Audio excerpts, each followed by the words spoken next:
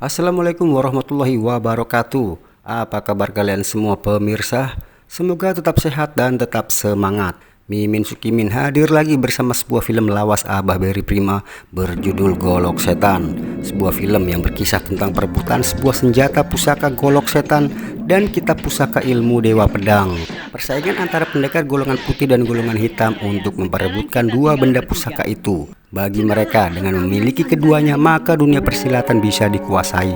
Ratu Siluman Buaya Putih adalah salah satu pendekar golongan hitam yang ingin menguasai senjata dan kitab pusaka itu. Seorang siluman perempuan yang berparas cantik, memiliki nafsu seks yang tidak pernah bisa terpuaskan. Semua lelaki yang berparas tampan, kalau dia suka pasti akan diculik dan dijadikan pemuas nafsunya.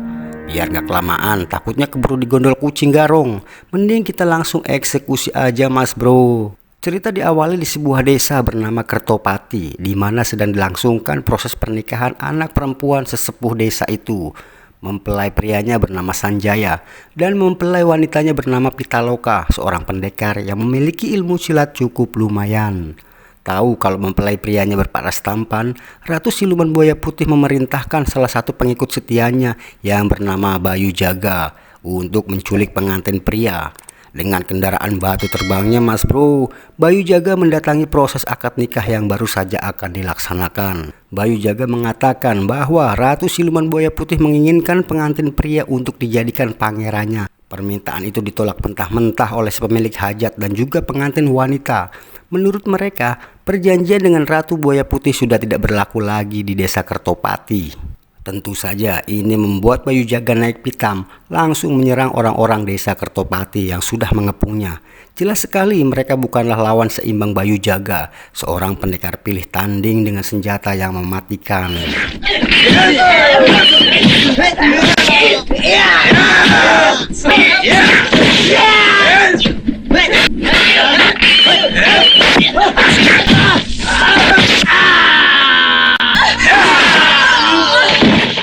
Tiba-tiba muncullah pengantin wanita bersiap menyerang Bayu Jaga.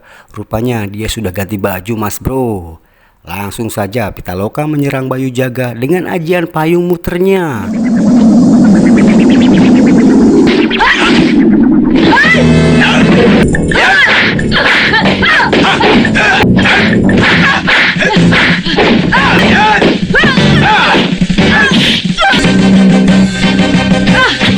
Melihat calon istrinya tersudut, Sanjaya bermaksud membantunya, namun dihalangi oleh calon mertuanya itu. Para jawara desa Kertopati kembali mengepung Bayu Jaga. Namun lagi-lagi untuk membunuh Bayu Jaga adalah hal yang mustahil mereka lakukan. Kemudian calon suami istri ini coba mengeroyok Bayu Jaga, tapi sia-sia. Ini adalah Mandala, seorang pendekar yang juga saudara seperguruan Bayu Jaga yang kebetulan lewat desa itu. Bayu Jaga meminta kepada Mandala untuk tidak ikut campur dengan urusannya. Kemudian mereka pun bertarung. Bayu Jaga langsung menyerang Mandala mas bro.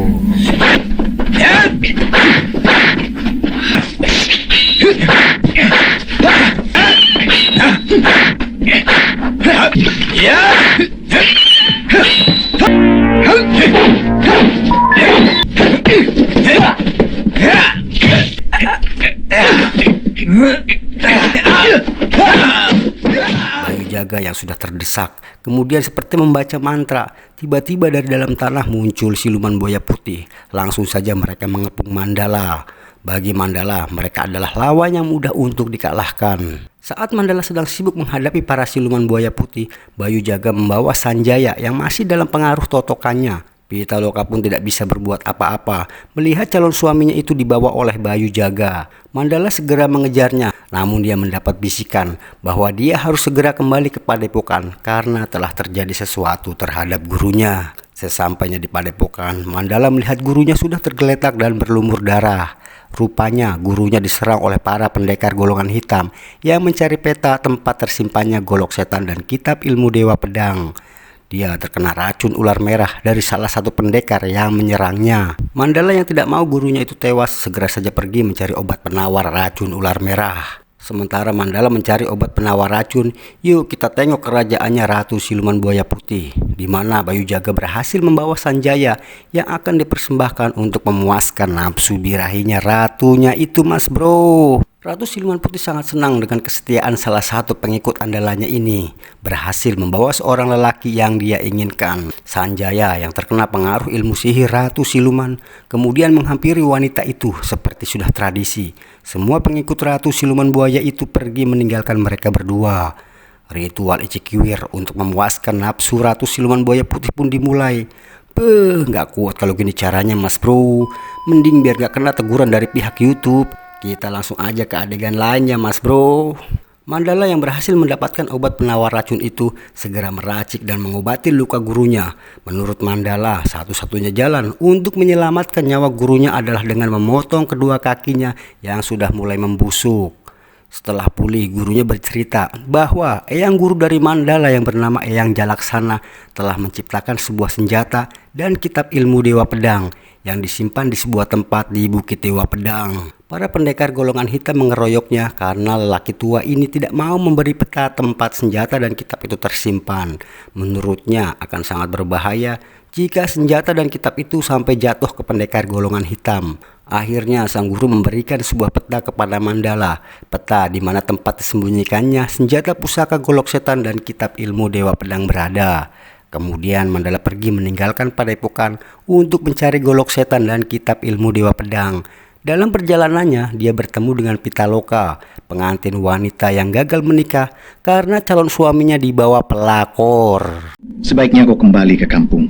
Semoga aku dapat membalas dendammu itu. Tapi setelah urusanku yang lebih penting selesai. Gambir, ayo. Kang Mandala, aku ikut. Aku mengemban tugas berat dan berbahaya. Kau takkan kuat. Aku bersedia mati, asal bisa bertemu dengan calon suamiku. Namun Pitaloka berkeras dan terus mengikuti Mandala pergi. Akhirnya Mandala tidak bisa mencegah keinginan Pitaloka untuk ikut bersamanya. Dan akhirnya mereka berdua pergi untuk mencari golok setan dan ilmu Dewa Pedang. Dalam perjalanannya mereka harus menyeberangi sebuah danau untuk sampai di Bukit Dewa Pedang. Dalam kebingungan mereka dikejutkan dengan kemunculan lelaki misterius dengan sebuah rakit bambu yang mendekatinya, seperti mengajak mereka untuk menyeberangi danau itu. Di tengah danau mereka diserang oleh kawanan siluman buaya putih.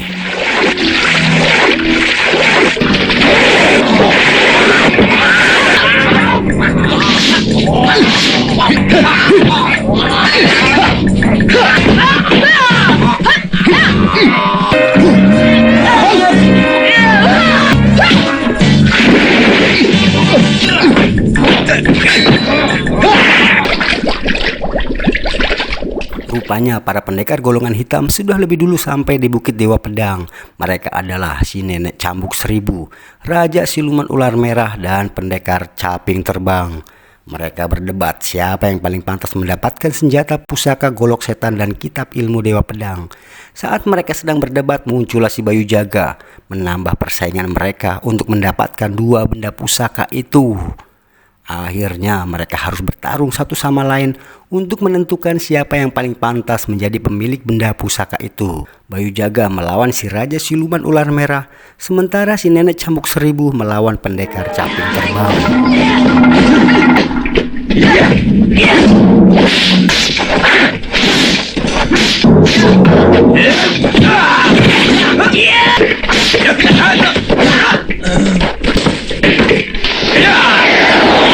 Untuk mencukur rambutmu yang tinggal sedikit itu. Entah apa yang terjadi, tiba-tiba saja mereka mengeroyok pendekar Caping Terbang. Dan akhirnya pendekar botak itu pun tewas mas bro.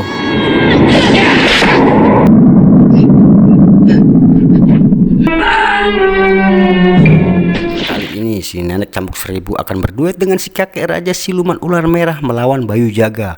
Pokoknya udah kayak anak berantem sama emak bapaknya mas bro. Namun di tengah pertempuran tiba-tiba si Nenek Peot berbuat curang.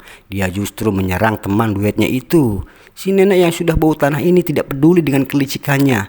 Dan akhirnya Raja Siluman Ular Merah pun tewas. Persaingan untuk memperebutkan benda pusaka itu tinggal mereka berdua, si Nenek Peot dan Bayu Jaga. Kali ini Bayu Jaga yang berbuat licik. Tiba-tiba saja dia menebaskan senjatanya ke tubuh si Nenek Cambuk Seribu hingga terbagi dua. Namun kesaktian nenek ini cukup tinggi. Mungkin dia memiliki ajian rawa rontek ya mas bro. Mereka pun akhirnya bertarung. Sepertinya si nenek cukup kewalahan menghadapi pendekar muda itu. Senjata Bayu Jaga lagi-lagi menebas si nenek cambuk 1000. Kali ini Bayu Jaga menebas kepalanya dan menendangnya hingga terjepit di dinding goa. Cool. Dan akhirnya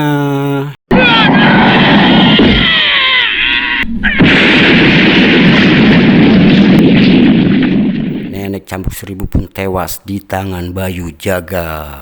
Bayu Jaga kemudian masuk ke dalam gua itu untuk mencari senjata pusaka golok setan. Namun dia nampaknya kebingungan mencari di mana senjata itu berada. Tak berapa lama muncul Mandala bersama Pitaloka. Mandala meminta gadis itu untuk menunggunya di luar sementara dia masuk ke dalam gua. Mandala terus masuk ke dalam perut gua hingga akhirnya dia dihadang oleh monster bermata satu yang terus mendekati Mandala dan menyerangnya. Mandala segera mencabut pedang dan menebaskan ke makhluk menyeramkan itu. Namun percuma, pedangnya tak mampu melukainya. Hingga dalam satu kesempatan Mandala menusuk mata monster itu dan meninggalkannya untuk melanjutkan pencarian golok setan dan kitab ilmu Dewa Pedang.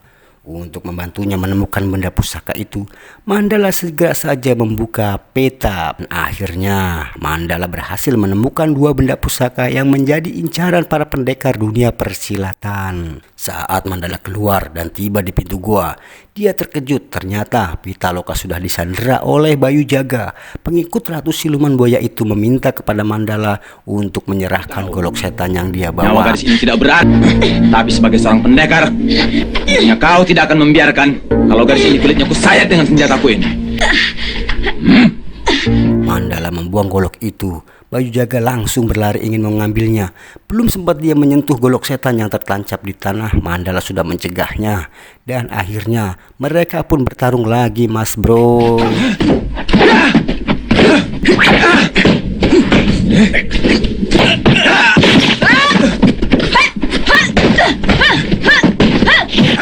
Pitaloka yang sudah menyimpan rasa dendam langsung ikut menyerang Bayu Jaga. Namun dia bukanlah tandingannya. Akhirnya Mandala kembali harus meladeni bekas teman seperguruannya itu.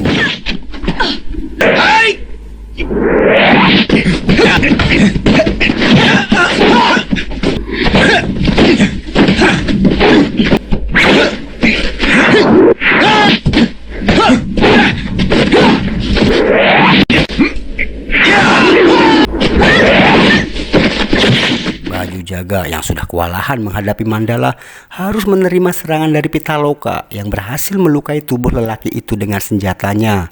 Dalam kondisi terluka, pendekar licik itu masih bisa memberikan perlawanan kepada Pitaloka.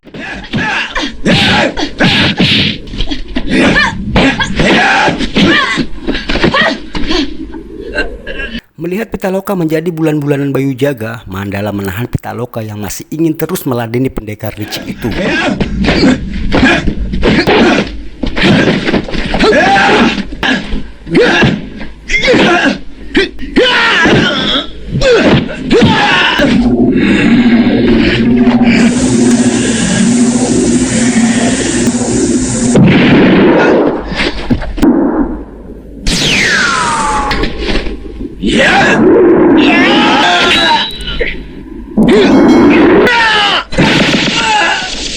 Mandala berhasil menyabetkan golok setan itu ke tubuh Bayu Jaga dalam kondisi terluka. Akhirnya budak Ratu Siluman Buaya itu pun kabur masuk tanah kayak curut, mas bro. Ratu Siluman Buaya Putih nampak kecewa dan marah karena Bayu Jaga gagal membawa golok setan yang dia inginkan. Bagi Ratu Siluman itu tidak ada kesempatan kedua. Sekali gagal maka hukumannya mati. Dan akhirnya Bayu Jaga tewas terbakar oleh junjungannya sendiri, mas bro. Mandala yang sudah berjanji kepada Pitaloka untuk membantunya membawa pulang calon suaminya itu segera menuju markas Siluman Buaya Putih. Untuk sampai di markas siluman itu, mereka harus menyelam ke dasar danau, mas bro. Singkat cerita, sampailah mereka di tempat Ratu Siluman Buaya Putih. Atas perintah sang ratu, para penjaga membiarkan mereka masuk. Pitaloka heran melihat calon suaminya itu seperti sudah tidak mengenal dirinya lagi. Dia yakin Sanjaya masih dalam pengaruh sihir Ratu Siluman Buaya Putih.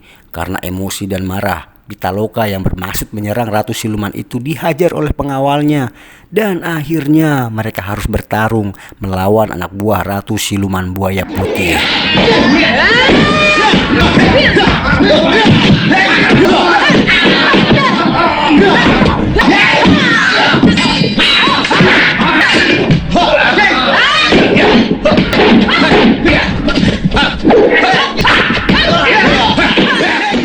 Akhirnya Pitaloka berhasil dikalahkan dan ditangkap. Sementara Mandala tanpa sadar terkena pengaruh ilmu sihir wanita siluman itu dan akan dijadikan budak pemuas nafsu birahinya, Mas Bro. Icikiwir lagi. Sementara itu di Padepokan, Eyang Guru Jalaksena memberitahu kepada Guru Mandala bahwa Mandala dalam bahaya, terkena pengaruh ilmu sihir Ratu Siluman Buaya Putih. Eyang Jalaksena memerintahkan kepada muridnya itu agar mengirimkan tali pikiran ke otak Mandala untuk melawan pengaruh ilmu sihir Ratu Siluman Buaya Putih. Mandala, bangunlah dari alam sadarmu. Tinggalkan Ratu Siluman Buaya itu. Golok dan kitab itu harus tetap padamu. Lekatkan di tubuhmu. Pergilah dari sampingnya. Cepat, Mandala. Dia iblis berwujud manusia. Lawan kekuatan sihirnya. Cepat tinggalkan tempat itu. Mandala segera tersadar dan merebut golok setannya. Kemudian dia pergi meninggalkan wanita siluman itu yang belum sempat icip-icip si ganteng Mandala, Mas Bro. Kemudian dia dihadang oleh anak buah Ratu Siluman Buaya Putih. Bagi Mandala, mengalahkan mereka adalah hal yang sangat mudah.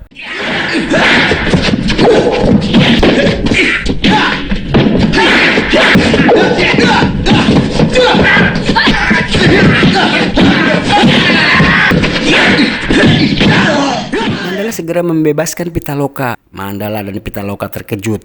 Ternyata mereka sudah dikepung oleh Ratu Siluman Buaya Putih dan pengikutnya. Pitaloka yang sangat ingin membunuh wanita siluman itu langsung maju. Kali ini yang menjadi lawannya adalah Pasutra alias pasukan suami takut ratu. Sementara Mandala harus menghadapi pengawal sang ratu dan anak buahnya.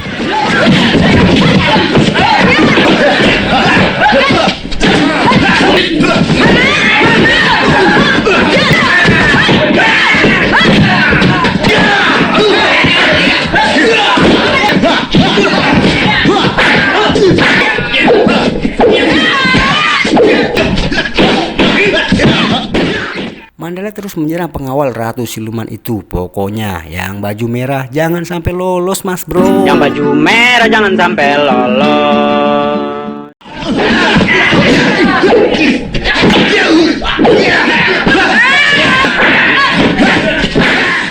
Lihat pengawal itu sudah terdesak, Mandala segera mencabut golok setannya dan menyerang pengawal itu. Namun tanpa sengaja serangannya mengenai patung buaya. Dan seketika Ratu Siluman Buaya Putih terlihat seperti ikut merasakan dirinya terkena serangan senjata pusaka itu. Mandala kembali menghunuskan goloknya. Akhirnya si pengawal berbaju merah tewas. Para tahanan yang kebanyakan kaum pria akhirnya berhasil keluar dan membantu Mandala menyerang para pengikut Ratu Siluman Buaya Putih. Rupanya patung buaya itu terus menyerang Mandala dengan tembakan lasernya. Tanpa ampun, Mandala segera menghunuskan golok setannya ke leher patung itu dan diikuti jeritan Ratu Siluman Buaya Putih yang berteriak kesakitan sambil memegang lehernya. Sepertinya mereka punya ikatan batin yang kuat ya, Mas Bro. Seketika Ratu Siluman Buaya Putih yang awalnya cantik, putih, seksi, semok, denok, demplon langsung berubah jadi nenek keriput. Siluman itu terus menyerang Pitaloka dan Mandala dengan selendang mautnya. Akhirnya Pitaloka berhasil menangkap selendang itu dan Mandala segera saja menyabetkan goloknya ke perut wanita siluman itu hingga tersungkur tak berdaya. Dan Ratu Siluman itu berubah menjadi seekor buaya. Dalam sekejap saja markas mereka pun hancur. Mandala dan Pitaloka segera membawa Sanjaya pergi. Akhirnya Pitaloka dan Sanjaya pun bersatu kembali. Mereka sepertinya mau melanjutkan akad nikah yang sempat tertunda, Mas Bro. Mandala pun berpamitan. Jangan ucapkan sepatah kata pun kepadaku. Jalanku masih panjang. Dan hari-hari kalian pun masih jauh. Namun yakinlah, ini adalah akhir dari perjalanan kisah getir perkawinan kalian.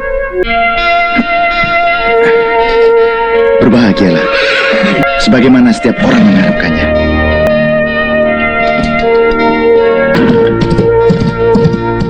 Demikianlah sebuah film jadul yang masih asik untuk dinikmati. Semoga bisa mengobati kerinduan kalian pada suasana layar tancap tempo dulu. Sekian dari Mimin Sukimin. Terima kasih sudah menonton. Jangan lupa disubrek. Kalau sudah disubrek, Mimin Sukimin pamit dulu ya mas bro. Tetap semangat, tetap bahagia, dan tetap menjadi manusia yang luar biasa. Wassalam.